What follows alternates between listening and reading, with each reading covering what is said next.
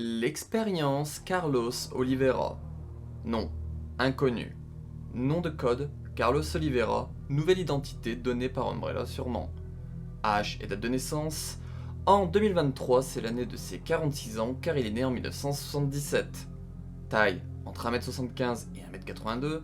Couleur des yeux, marron. Couleur des cheveux, brun-noir. Groupe sanguin, O. Affiliation. Guerriero communiste d'une date inconnue à avant le début des années 1990. Il a ensuite rejoint l'UBCS début des années 90 à septembre 1998 en tant que caporal spécialiste en armes lourdes, équipe Alpha du peloton Delta. Mission connue, Raccoon City entre fin août et début octobre 1998. Spécialisation, spécialiste en armes lourdes et maintenance de véhicules. Son statut est normalement vivant. Info complémentaire. Carlos est né en Amérique du Sud. Il grandit dans la violence et au sein d'une organisation de guérilla communiste où il était décrit comme courageux, une attitude chaleureuse et un fort sens de la justice. Quand il se fit attraper par les forces du gouvernement et condamné à mort, Umbrella Corporation, alors en recherche de mercenaires pour le BCS, l'embaucha. Il obtint, sûrement, une nouvelle identité. Il fut embauché en même temps que Murphy Seeker, avec qui il devint ami.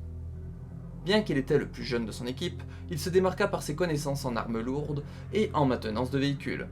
Ils lui apprirent à piloter des hélicoptères.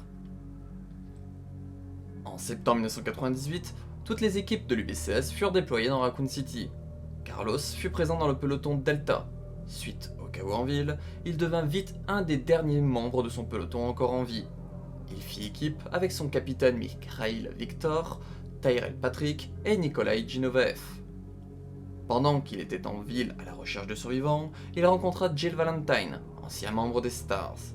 Ils firent équipe pour se sortir de la ville.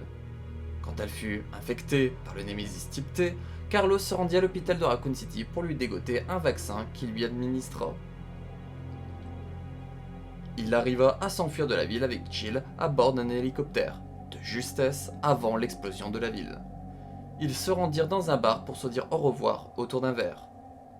Plus tard, Carlos retourna en Amérique du Sud en passant par le Mexique, gardant une haine pour Umbrella et s'étant fait de la chirurgie faciale pour ne pas être retrouvé.